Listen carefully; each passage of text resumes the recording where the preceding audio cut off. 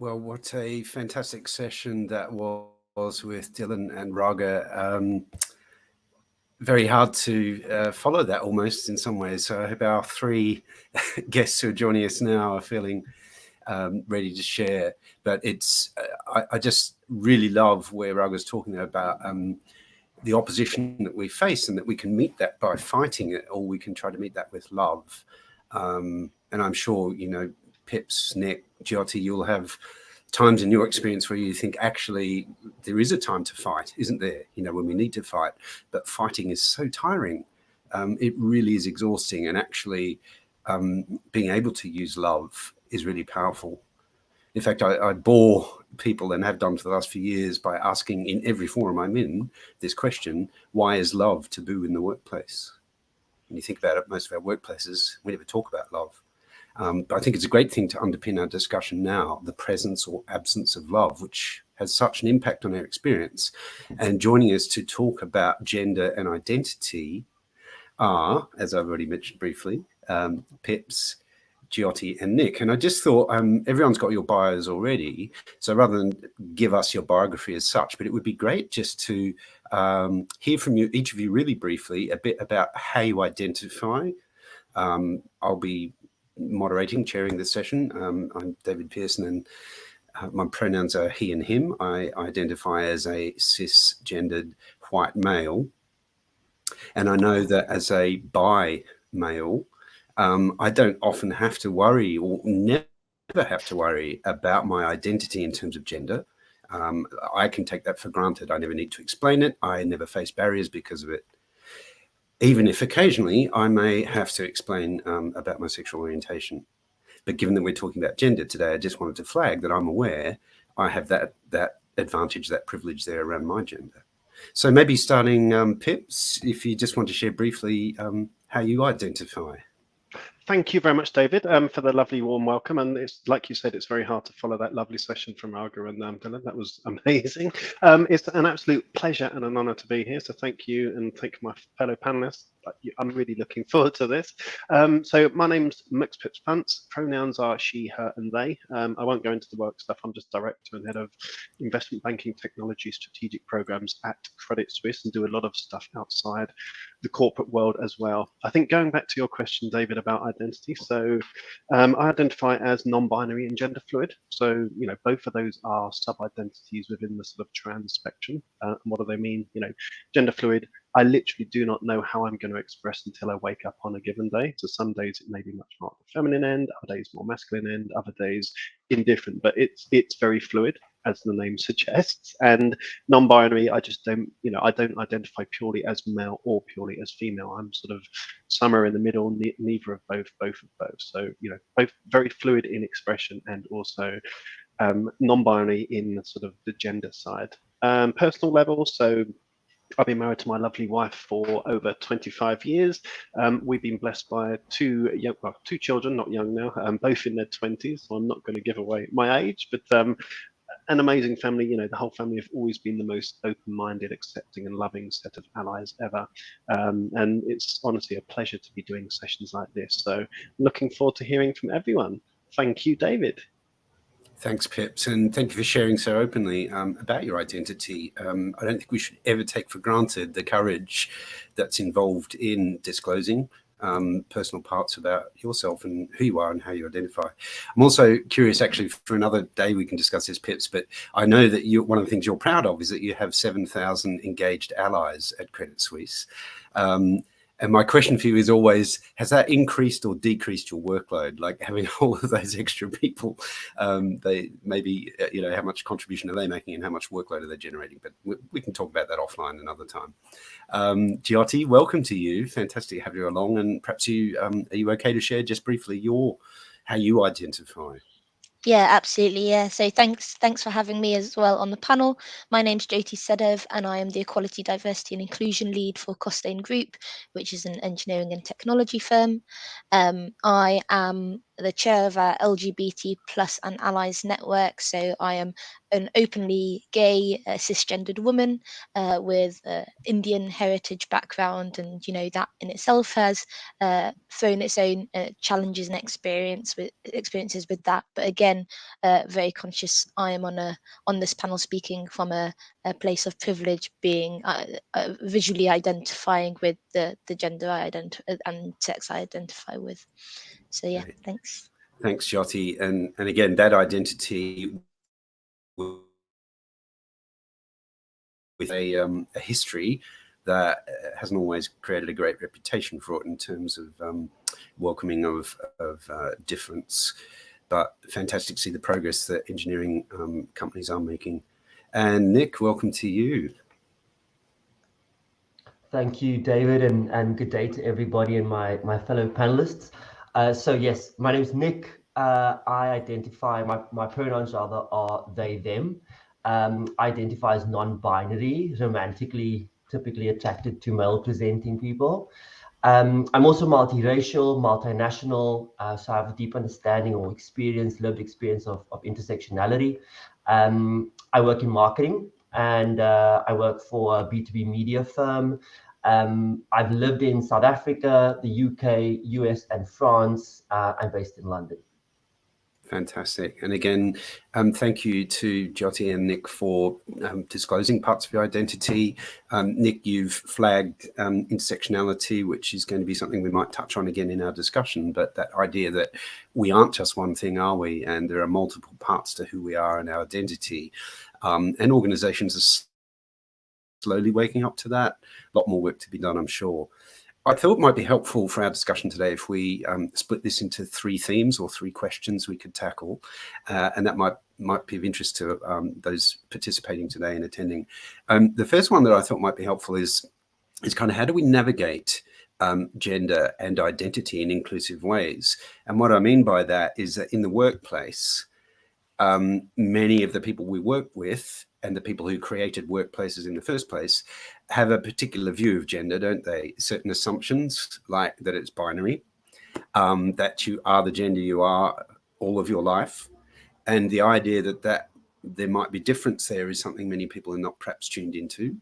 And so navigating that is about like, how do we create inclusion around identity and particularly around gender. And I think, obviously, Jyoti, you and I identify as cisgender. I think that immediately flags opportunities for allies to get involved. But it'd be fantastic to hear from Pips and Nick, because they specifically represent identities that have often been under attack and are under attack now. So maybe starting with Pips, be interested to hear your thoughts on this, and you're right in the epicenter of a large corporate organization and a large workplace. Maybe the eye of the storm. No, that's a really good question, and thanks, David, for that. I think you touched on it definitely.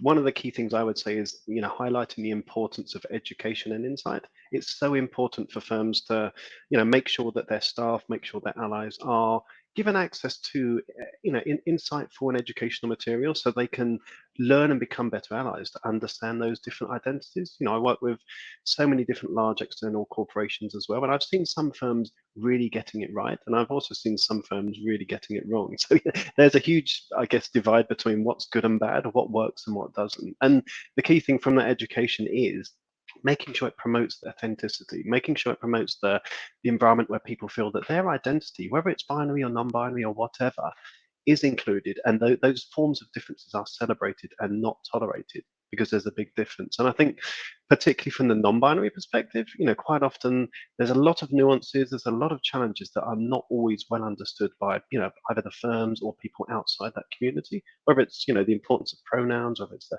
dual pass cards, whether it's all these different sorts of differences that can come up, particularly in terms of non-binary and gender-conforming identities. I think intersectionality, that's really, really important when we're talking about different identities, because making sure that you're getting this education and insight out to the wider world or the wider group within the firm is important. So make sure you're partnering with your LGBT network, with your ally network, with your BAME network, with your women's network, because by collaborating together, you're avoiding the groupthink, you're avoiding the echo chamber of preaching to people that better understood for this anyway, and B, you're getting other groups involved in that discussion, so they too can then be advocates for the different identities, and that makes such a difference because, like I say, it avoids that echo chamber. But literally, getting that insight and education is so powerful because it allows people to learn through others' lived experience. And I've found time and time again, that's what really resonates with people. That's quite often the aha,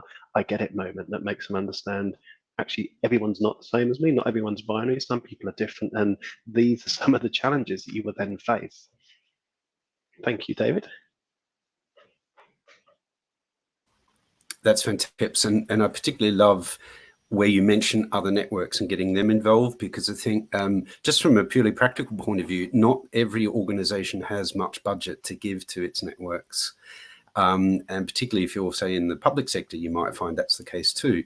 So actually collaborating with other networks is a really cost-effective way that you can then jointly pool your resources and your budget and put something on using that joint approach and that collaboration.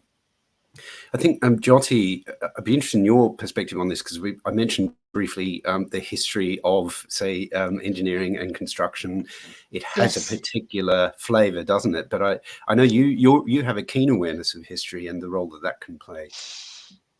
Yeah, so yeah, I think you're right. I mean, construction, in particular, that construction side of engineering, very much has a typically macho male dominated concept around it and appearance to the outer world, even though I do think that is changing, and I think that is really important because we do have people who are actively changing that space. But I think it is just really interesting sometimes to look back at the history of, people have kind of moved away from a non-binary view to a binary view, and now we're kind of re-educating and relearning again. So I've got some facts and I think I saw them on LinkedIn, coming from the My G Work LinkedIn account during LGBT History Month, because we often talk about very modern history when we're talking about LGBT. And actually, if we look back into ancient times, literally ancient Egypt, ancient China, we see non-binary gods, characters, emperors, when we see them throughout history, or even LGBT. They may be binary but gay, and we've moved, we've kind of moved away from that, and you very much see that even in India now. There's a group of a group of society called the Hijra, and they're sometimes termed the third gender of India in how you'd say it. And I actually always remember my mom saying, if the Hijra come to your door, give them what they want. So because they've got these magical powers, and this was the concept around them and is still the concept around them in India.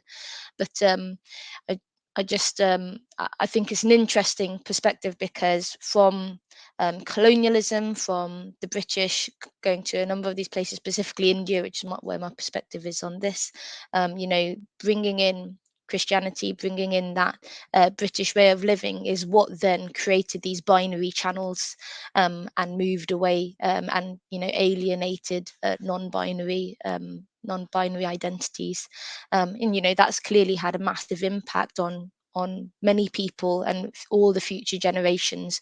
And it's probably the people of color who are experiencing that a lot more now, in relation to in relation to their LGBT identity, and gender identity as well.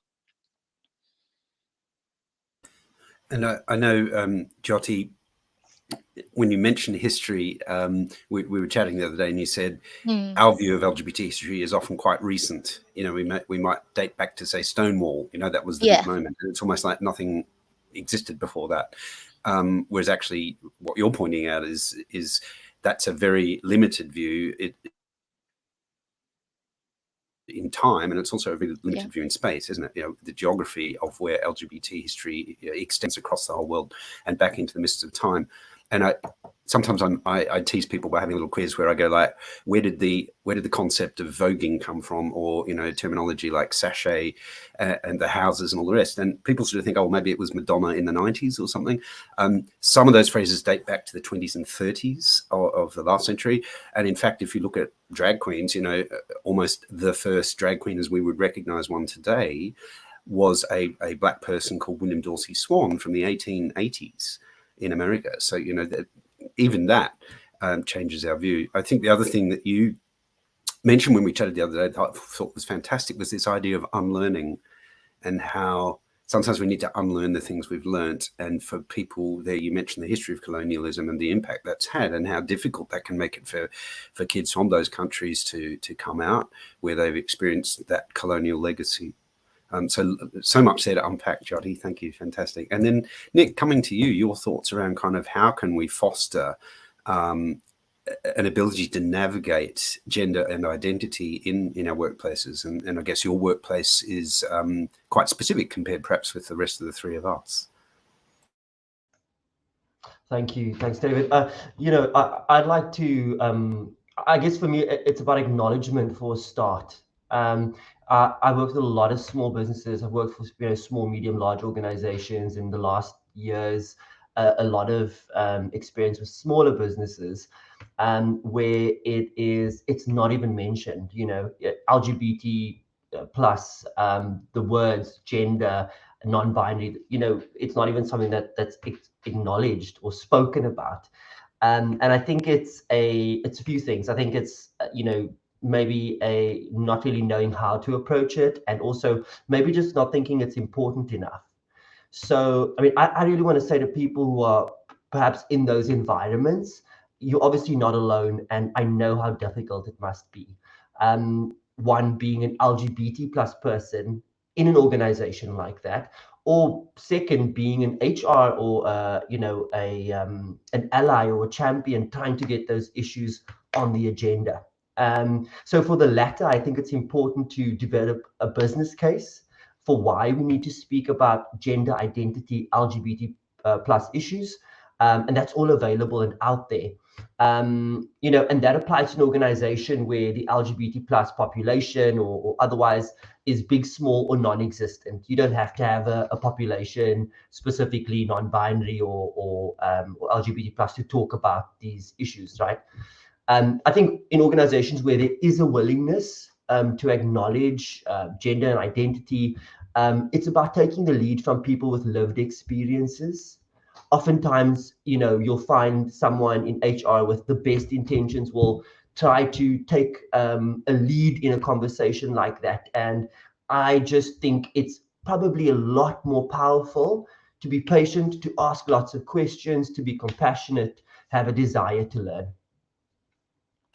And Nick, the fact that you mention organizations of different sizes, so I guess Pips, you're at the sort of one end of that really large organization. Some of us work in smaller organizations, and what you're highlighting there, Nick, is sometimes these just conversations are not happening, and it's funny when I think about it. You made me think, well, actually, it doesn't cost anything to talk, does it? You don't have to pay per word or anything. So why is there so little talk at times? What barriers are getting in the way of people talking? And as you say, sometimes people just lack the basic education. I also love the fact you draw attention to who's best placed to kick these things off. And actually, some of the things I've observed is if you try to do too much too quickly when an organization isn't ready for it, that can actually land really badly and take things backwards. So there's kind of a moment, isn't there, where the conversation is right to be had. But if you try to do that too early and without the right kind of understanding in place and the right kind of commitment and openness, it can be really difficult. And the burden often falls on people like you, Nick, like Pips, Jyoti, right? That it's your emotional labor that has to be used to kickstart those conversations. So thanks for also highlighting those small and medium enterprises, which what we say the other day, that they make up nearly half of the GDP of the UK by revenue. So, this is a massively important part of the economy. So now let's go perhaps into the second area to discuss, which is around well-being, because one of the things I'm really mindful of is the impact on LGBT employees of stigma, of facing shame, and many of us bring that history of shame and stigma, and we experience bullying, prejudice, exclusion, based on who we are and how we identify. And whereas, back in the day, it was kind of gay or lesbian was the thing that was under attack. But actually, with the development of our understanding, then different gender identities have come under attack. And I would hope that that's part of a natural process, that we'll get more understanding and that conflict will start to resolve. But we certainly feel like we're in the middle of it now, don't we? We know from research that LGBT plus people are overrepresented in mental health statistics. Research done in 2018. Do you remember the big survey and report that the government did around LGBT plus experience? And that highlighted, and one of the things that really shocked me is the difficulty people of other gender identities often have in accessing healthcare services, the lack of understanding. The average GP has no training whatsoever on gender identity. And your encounter with the NHS could be often very negative. So just maybe starting from your point of view, Nick, what's your experience been, and what kind of insights could you perhaps share around how organisations could go about supporting the well-being of LGBT plus employees, particularly with a view of around gender and identity? I mean, such an important question. I mean, coming out of mental health awareness last month, and we were fortunate in our business to have some really great conversations with experts around well-being and mental health. I think from a LGBT plus perspective, it's a really difficult question. It's difficult for a couple of reasons. I think a high percentage of LGBT plus people, as you've mentioned, David, have endured incredible trauma. That's not to say other people have not, but who you are as an LGBT plus person is questioned, blamed, and shamed on a very deep level that impacts one's sense of safety and self-worth. And then in response, we develop these unhealthy defense and coping mechanisms. And again, I don't want to generalize, right? I'm sharing my experience, which I know a lot of people can relate to. So I think just as a starting point, I think the workplace needs to be a safe place. We need to feel acknowledged and heard. In an ideal world, it would be great if the well-being solutions were designed around the LGBT plus experience, right? I mean, not all of them, but I think what has been highlighted, what we've really seen now is this really diverse workforce where the challenges that we each have, the experiences we each have are so unique. And I know it's a big job for companies to actually tailor to everybody. However, I think, again, I think it's worth it. I think that well-being is something that needs to be invested in. There are some really great numbers around what the ROI is for investing in well-being. So I think taking more of a, looking at it from a diversity perspective, that people have unique challenges and approaching it like that, I would love that. That's what the future would look like for me, a great future for well-being. Yeah, fantastic. I mean, but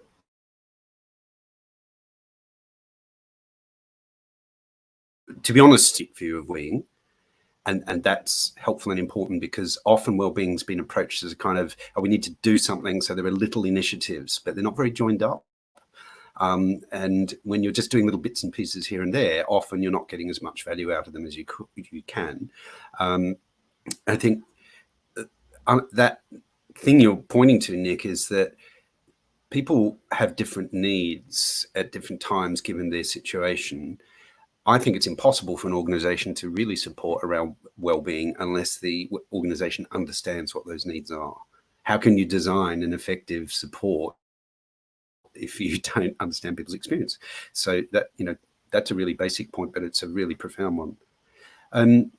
Jyoti, I'm wondering from your point of view, what you've seen and any thoughts you might have about how we can support the well-being needs of LGBT employees.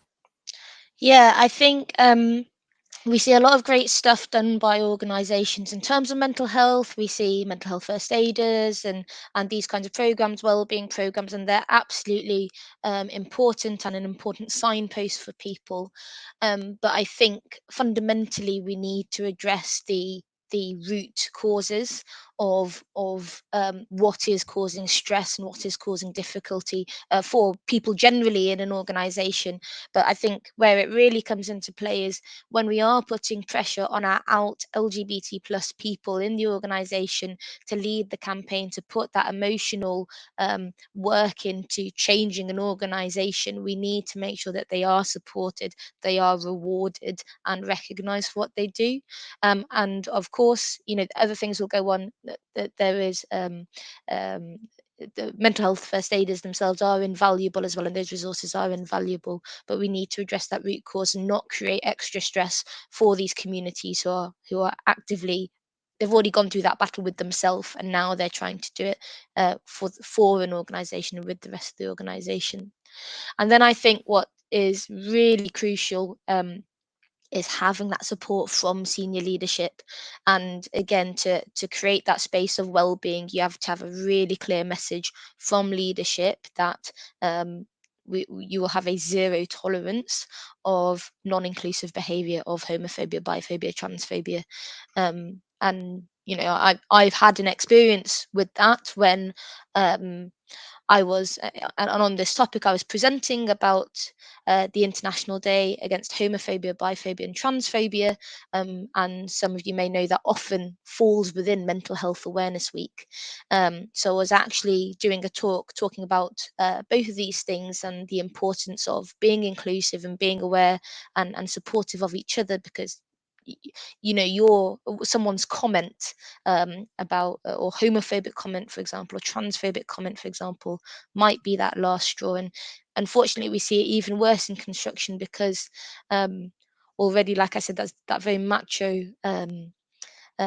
environment, but at the same time, you know, construction workers have a 3 times higher suicide rate than the rest of the population. That's because of the intense working conditions, you know, often working from home and in that environment where you're not encouraged to talk and not encouraged to share your feelings. And so while I was giving that talk and I was talking about what being trans is, and in that particular thing, someone interrupted the screen. They took over the screen and just started to play a random video just because they didn't like what we were talking about. They didn't feel comfortable with it and they wanted to disrupt it for everyone else. And obviously that was very upsetting, but the most powerful thing was senior leadership, literally the project director and work superintendent, came in next day and addressed that whole group, because it was anonymous, we don't know who it was. They addressed that group and said that that behavior was not tolerated, and if people wanted to do that, they could leave site now. So it's just making having that really clear approach from the top, I think is absolutely vital to well-being across the board. And you've shared there, Jyoti, the idea of both, you know, reward for those who are doing that hard work, that emotional labor, to recognize that, to encourage and reward that, and also hold people to account. You know, if their behavior is unacceptable and is impacting on the well-being of others, it needs to be addressed. And that makes sense from anyone running a business. You know, if something is going to degrade the performance of your business, you don't just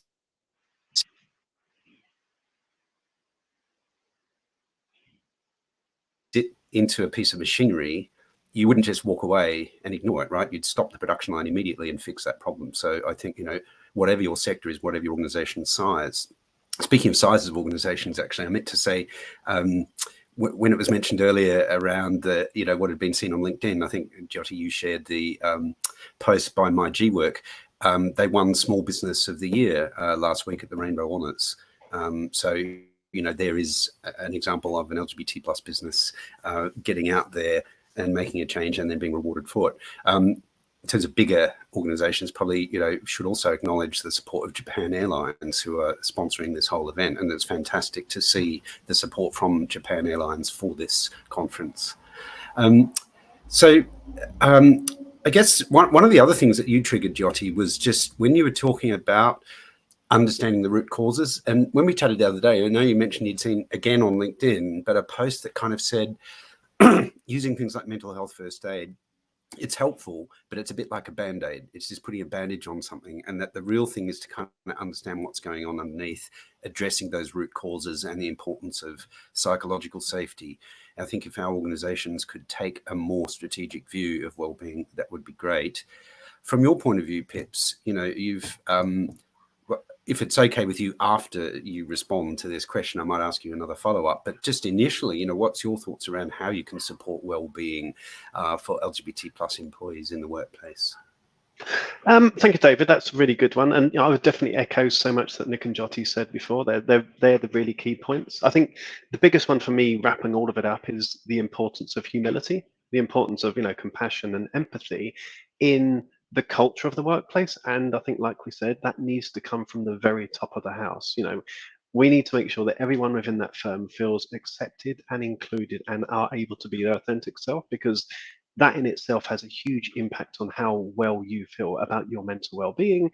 Do you feel safe coming out, etc.? Because I think making sure our LGBT and queer staff particularly feel safe and included and able to be that true self, that's the biggest thing. I mean, yes, there's policies. Yes, there's healthcare, for example. Is your healthcare policies trans inclusive? Do you support surrogacy? Do you, there's a lot of things at the policy level that can be sort of, good anchors to highlight you stand by this. But to me, humility and the importance of sort of the message you send is a big thing, because it all comes down to belonging. If staff do not feel like they belong, it's never going to work. I certainly remember when I first come out 7, 8, 9 years ago in the workplace, financial markets, stock trading floor, not the most safe environment you would expect for someone to come out as an identity that no one's ever seen before, and non-binary and gender fluid. And for me, having that safeguard, knowing you was in a safe space and that you had allies around you that were going to watch your back, for me, that was the biggest important thing. Because, like a lot of us, I've certainly had friends I've lost because they never felt they would be accepted and that they do not belong. So for me, the humility and the messaging at the top of the house is important. And finally, to cap that off, visible signposting. That needs to be galvanized and, exemplified by people wearing lanyards and stickers and including things on their email signatures.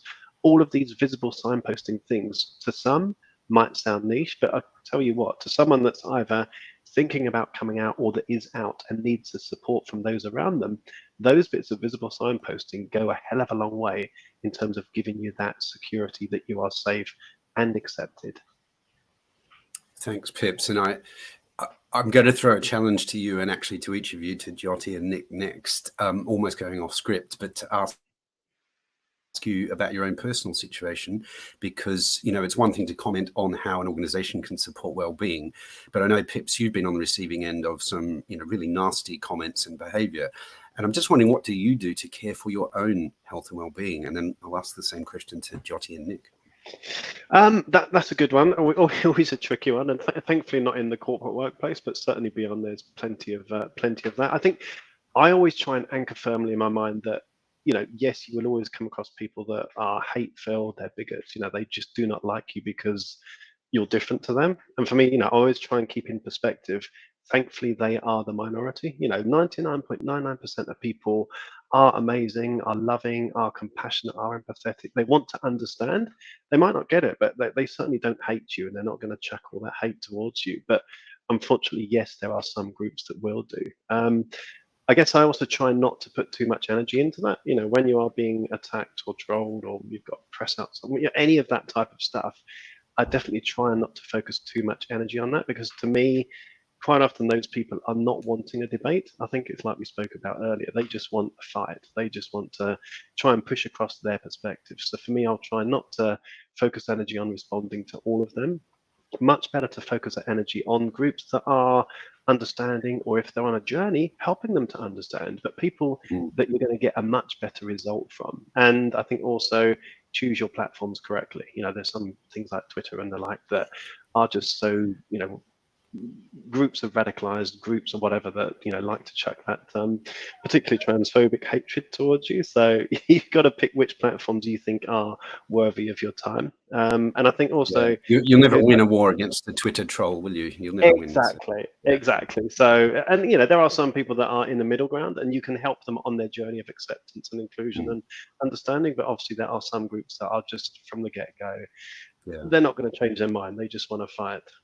And so you've just got to develop a thick skin, but equally you've got to put it into perspective and understand that thankfully they are an ever shrinking minority that are such hate-filled bigots, I think. Yeah. Thanks, Pips. What about from your side, Jyoti? What do you do to look after your own health and well-being? Yeah, it's hard to not internalize it sometimes, and I've had to learn to talk about it, but that's really come from finding a community to talk about it with. So I'm really fortunate. I play for a football team called the London Lesbian Kickabout, and that is just my community. Literally, I can go to them and talk about anything, and anything happened, you just know there is that supportive community and those supportive voices behind you.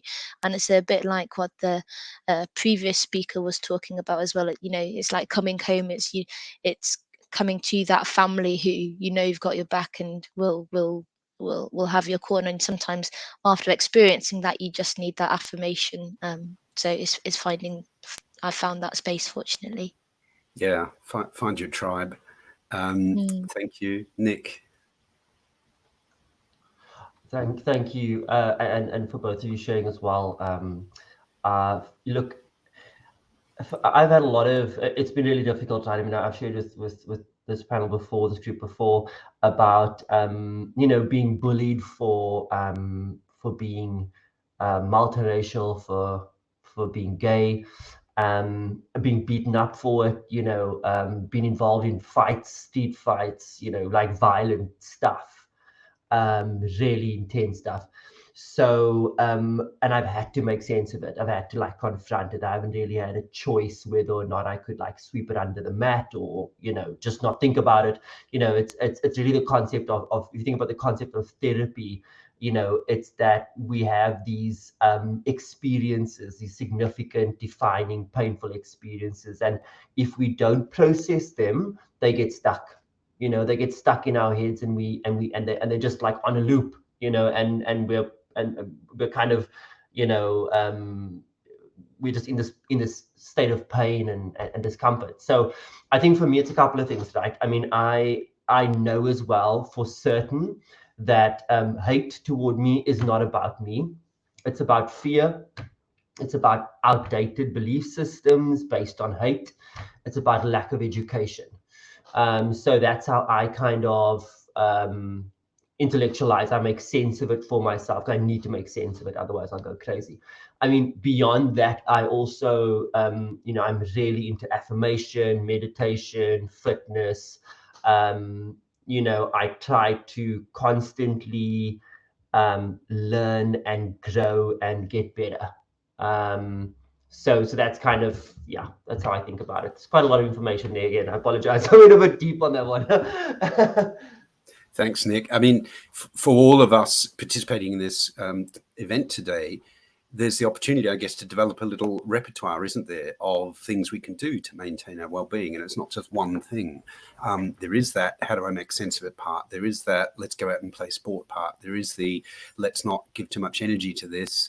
And there is the kind of, where do I belong? Who's my tribe? How can I be at home? And I think from my perspective, I take something away from all of what you've said, each of you, Nick, Jyoti, Pips.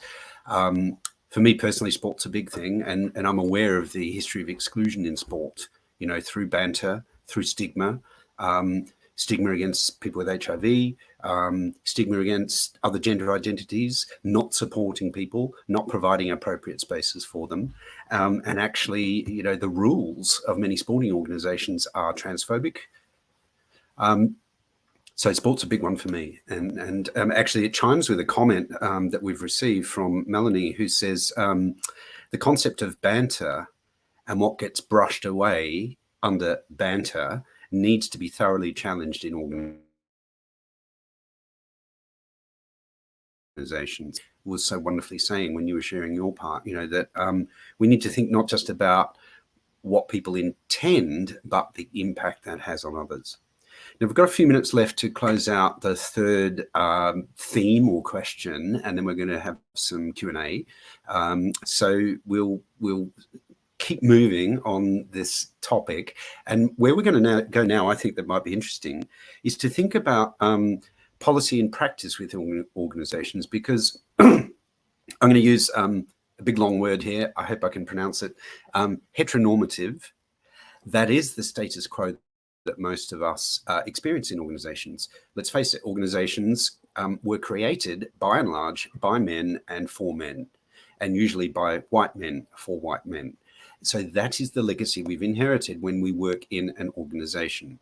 And the question then is, well, how do we challenge that heteronormative status quo, and how do we make sure policy and practice are inclusive? So maybe starting with Pips then, what your thoughts are. And I know that, you know, you are a real force for change. I do wonder whether sometimes people try to push you into a troublemaker box rather than change maker, but I wonder how you see yourself. Oh, that's a hat I will happily wear. And again, I think, you know, it applies to heteronormative, gender conforming, binary, all of those things. And it's the same challenge. I think, you know, a thing that I'm proud of is, you know, I see my, not as a troublemaker, but a positive agitator, you know, someone that drives positive change and disruption from within a firm or from a group that I'm working with, because that's the only way that actual real change happens. So I think us as people and other people trying to drive these changes need to use every single opportunity they can do within the groups or firms or whatever they're working in to drive that agitation and positive change, because that's really the way it happens, particularly in large organizations. I certainly know that change from within. I think also that call for change is more powerful even so if it comes from those outside the group. So, you know, again, it's great being someone that is trans, non-binary, whatever, and pushing for these change, but you don't always want to be the only person speaking up for your human rights and equality and changes needed. So when you have other people voicing those same needs and changes being pushed for,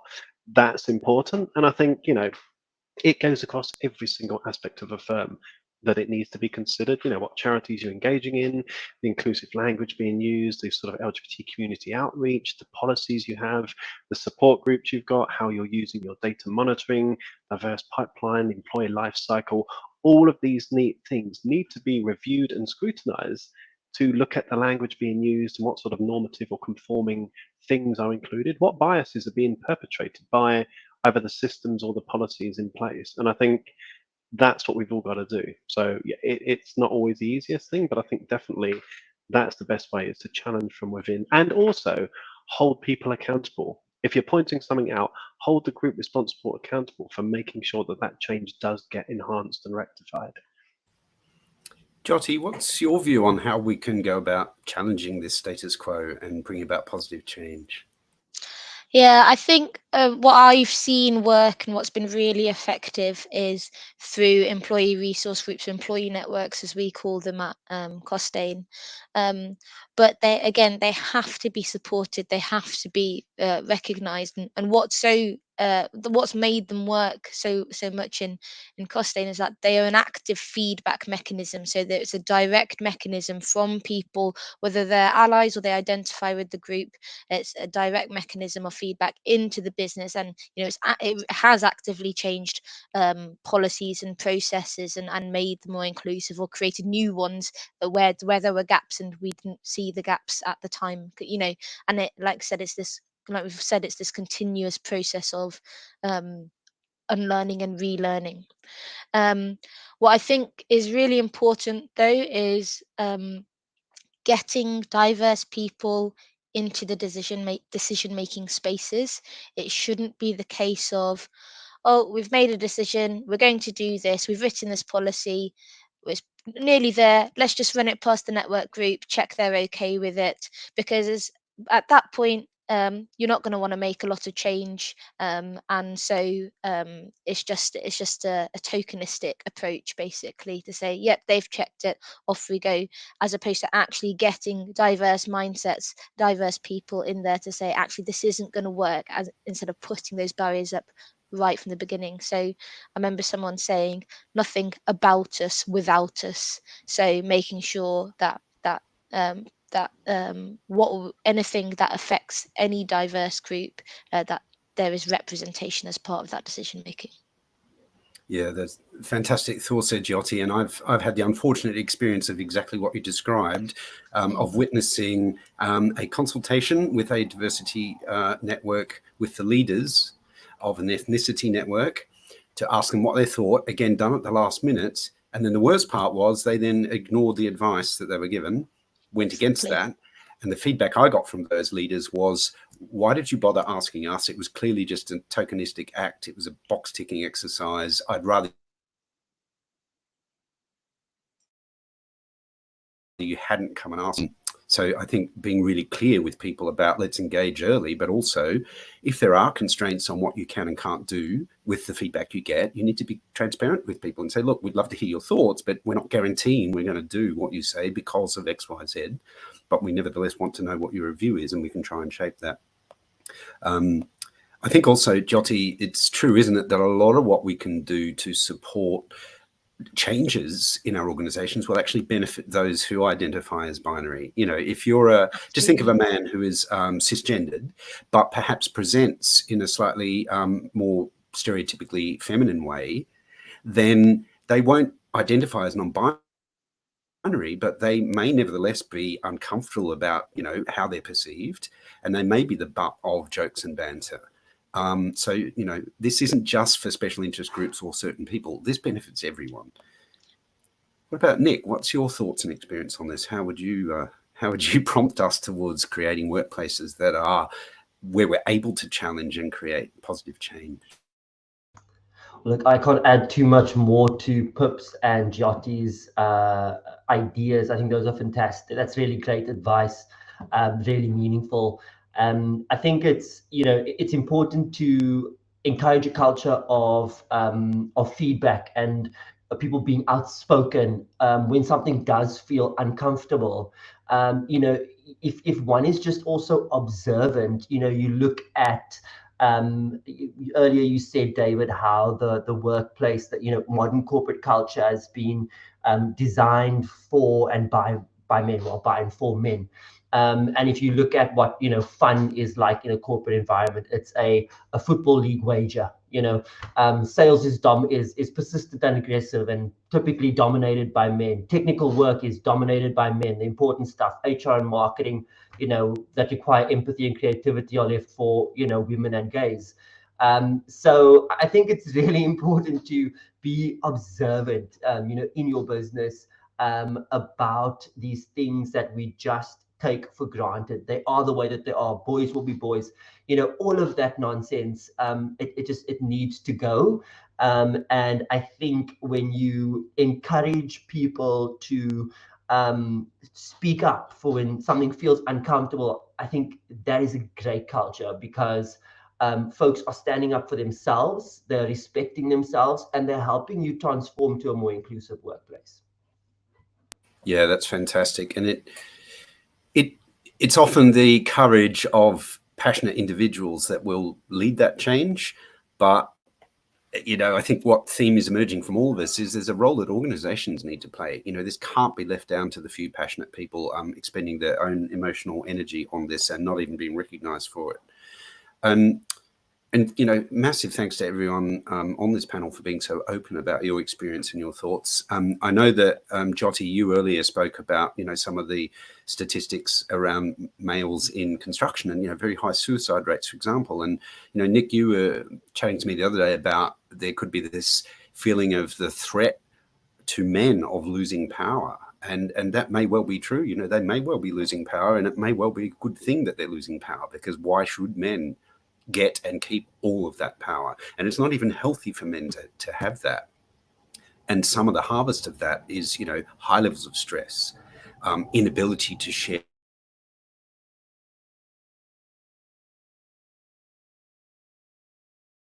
Questions come in, and a couple wanted to share one of the great comments from Ritika, who says, another absolutely brilliant panel.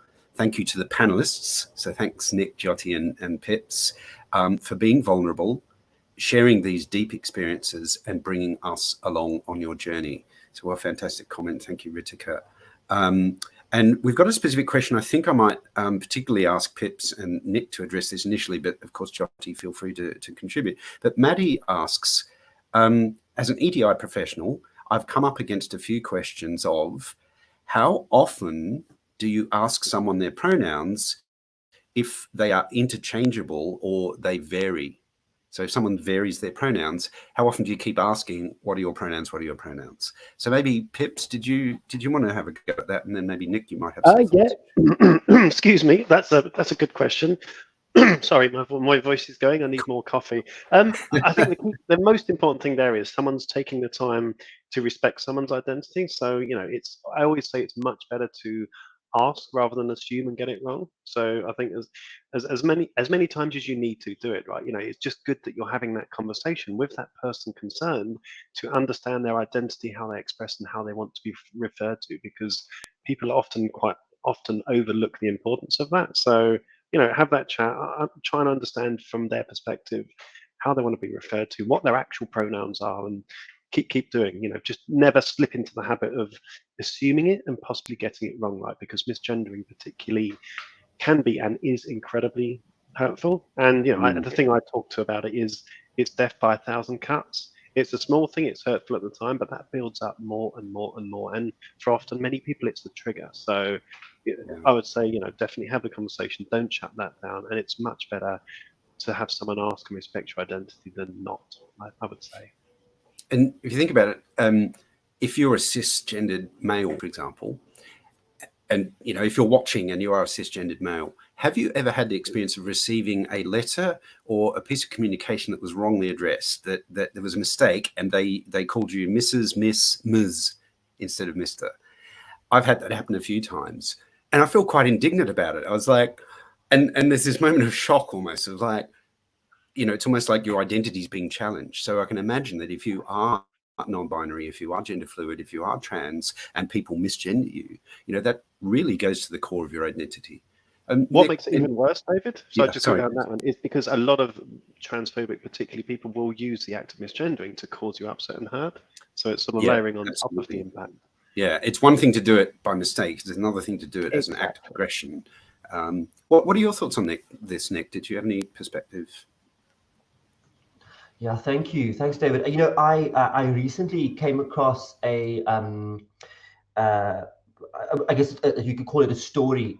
You know, a friend of mine, their business, one of their customers, actually a very senior person, I think the chief technology officer, had come out as trans. And this chief technology officer, the CTO, had actually sent information. I think it even included a video regarding what they were comfortable with, how they wanted to be addressed, what their journey has been, so that people get it, right? So if you need to reference back, go and check the video. It's on YouTube, you know. So I think it's important as well for us to take up space, for us to speak up and actually express how we want to be treated, how we want to be referred to. Of course, it's up to the organization to provide that space for us to do so. And that comes down again to the culture. But I think it's also important for us to stand up and stop minimizing ourselves as non-binary people, as LGBT plus people. Take up some space, stand up and say, this is how I want to be treated. This is how I want to be referred to, and not feel afraid, not be overcome with fear. And I think by doing that, we also give other people permission to do the same. And we give those parties who are curious and interested about wanting to know more about us that space and bravery to actually ask. So thanks, Maddie, for the question. Fantastic question. I think what I'm taking away from what Pips and Nick have shared is talk to people, ask them, how would you like to be referred to? And if you change pronouns, how often do you want me to ask you? You know, if you're coming with a place of care and love and you're asking and showing care to someone, then that's great. And also for Nick, you know, your point there around non-binary, gender fluid, trans people have a right to take up space. and they have a right to be respected and a right to be addressed by the way that they prefer, because not to do so is fundamentally disrespectful, and it's an act of aggression. So I've got a fantastic question here from Maeve. I'll throw it open to see, put your hand up if you're up for this question, because I think it's a great one. So Maeve says, I was interested in the policy being great, but the feeling of inclusion being more important. So apart from visible signs, which I agree are crucial, is there anything else organizations can do, or is it up to individuals? So this is about sort of, okay, so policy, great that we fix our policies and get that sorted, and that sounds like a job for the organization to do. But how do we create this feeling of inclusion, and is that kind of more important than policy? And therefore, who's responsible for creating that feeling of inclusion? Can an organization do that, or does that require individuals? So I'm going to open that up to whoever's brave. Pips, you're first off the I'll be so quick with this. I love this one because it goes back to a point I often say. You cannot create a lovely place that's accepting and belonging just by writing a policy in black and white. That's created by the culture. It's created by the people, how they interact, language they use, all of those sorts of things. So I think there's so many things that go into fostering that culture, whether it's the messaging from the top of the house, whether it's the firm and the people within the firm, recognizing key days of visibility, going along to events, getting involved in initiatives, making a stand, both within the workplace and outside on social media. There's so many actions that people can do to show their support to be LGBTQI inclusive. All of those things go into culture. And I think, to the point we spoke about earlier, one good example of allyship is banter. We always say, if you hear anything that's inappropriate, call it in. Not call it out, not make a spectacle, but call that person in to get them to understand the impact of their words. How would they feel if someone said that about them? Do they understand that that type of language is inappropriate and unacceptable? Call them into the conversation to get them to understand. All of this is about creating the culture. So I think policy is great, but I think more importantly, it's the culture that's fostered. Jyoti, did you want to have a crack at this as well? Thanks. Yeah, definitely. Just what Pips was saying there, it made me think of a phrase which I can't remember exactly what it is, but it's the concept that culture is defined by the worst behavior that is accepted in an organization. So for me, it comes back to, it is about people, but again, it's about leading from the top. It is, what are our values as an organization, and what are acceptable behaviors and what are not acceptable behaviors, and making that really clear. And I think there is an element from, like, policy is important, because what it does is it gives someone that piece of paper to go back to and say, no, we've agreed that this is not an acceptable behavior, or this is our value, or whatever it is. So it is important in that sense, but fundamentally it comes down to people. Yeah, and I love that idea, Jyoti, that your culture in effect is only as good as the worst behavior that the organization tolerates. And I often think about this metaphor of culture as being like a beach.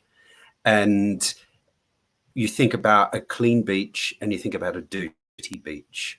Which beach is someone more likely to drop rubbish on? Is it the clean one, or is it the dirty one?